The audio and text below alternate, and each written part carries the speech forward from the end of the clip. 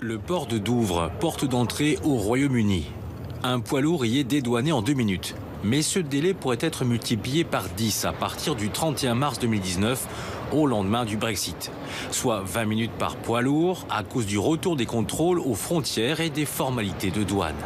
Pour éviter cela, les ministres des Affaires européennes ont planché aujourd'hui sur une phase de transition. Le Royaume-Uni continuera à profiter de tous les avantages économiques et devra aussi se conformer à toutes les réglementations européennes.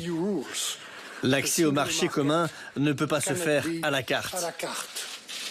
La phase de transition doit débuter le 31 mars 2019 et durer 21 mois, jusque fin décembre 2020. Une date qui coïncide avec la fin du budget pluriannuel déjà voté par l'Union européenne.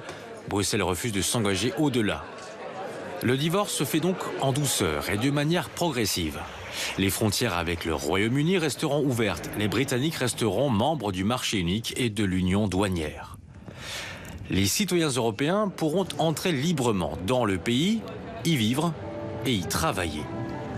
Le Royaume-Uni continuera à reconnaître la juridiction de la Cour européenne de justice et enfin, il devra contribuer au budget européen dans les mêmes proportions qu'aujourd'hui.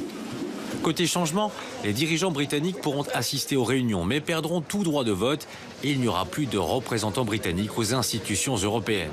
Des termes que Bruxelles ne veut négocier qu'à la marge, alors que Londres se montre déjà réticente, de nombreux députés conservateurs refusent une telle transition.